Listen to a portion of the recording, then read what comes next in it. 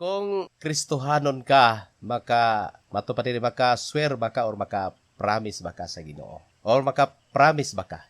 Mga igala, ang Biblia nagaingon diri sa balaang kasulatan sumala sa Mateo kapitulo 5 bersikulo 36. Ug ayaw pagpanumpa tungod sa imong ulo kay ikaw dili arang makapaputi ni makapaitom si bisan unsa na lang kalugas sa tibuok mo niini.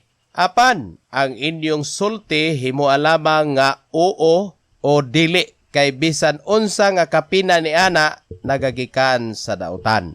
Kumuni siya mga igala. Ang pangutana, pwede ba ang Kristohanon maka-swear siya or maka-promise? Mga igala, pwede man ka mo promise. Sa imong hinigugma mo, yun ka nga, okay, mo promise ko nimo. Basta sugton ko nimo, pakaslan tagi kasimbahan. Pero dito las loyo. Mga igala, usahay ang imong promise sa tao, mahimo siya nga bakak. No, usahay, daghan ang mga naghimo ana, mga saad mo sa di gusto ang Ginoo magsaad-saad ka. Matod pa na bisan sa imong ulo, kay bisan usa ka lugas sa imong buhok, di pwede nimo na mahimo ang pagpaputi ni ana. Oh, pero na daghang mga tao maglibog naman ta nga. Na may daghang tao nga. Oh, siguro mga igala kay na puti mga pagtina sa buhok. Ayo kung igna nga moingon mo nga sayop ni nga teksto nga di pwede kuno matod pa dirin. Di nato kunohon ni kay ingon ang Biblia, dili ka pwede magpaputi. Buti pasabot mga kaigsunan, nature ba, nature. Ang iyang kinaiyahan, no, sa imong buhok di magpaabot kag kano sa among puti. Ako igsoon, na mga panahon nga magpaibot ko sa puti nga buhok kay di man po kumutug-an sa akong edad karon kay ang tingog nako di man tigulang pero puti na magbuhok. Pero di na nag-ingon na Biblia kung ang tao nga muputi ang buhok timail na sa maalamon nga tao. Bitaw mga igala, ang tinuod dili pwede nga musaad ka labaw sa tanan dito sa Ginoo. Ingon ang Dios kung musaad ka sa Ginoo, panalitan musaad ka sa iyaha nga ako Ginoo, hatag ko nimo og usa ka milyon para sa imong simbahan. Dili ka mo tuman ni ana, mapareha ka ni Ananias ug ni Sapira nga ibaligya ang tibuok niyang yuta niya hatag ngadto sa ilas mga apostoles. Unya ilamang gilimbong, dako magighalin. Nya ingon nila sabot-sabot ba nag-asawa nga dila nato ni hatag tanan. Nya dayon kay ang Ginoo na sayon man di man siya pwede bakakan. So namatay silang duha tungod sa ilang pagpanaad. Na nga kung saad ka sa Ginoo, ayaw gyud pakyasa, tumana.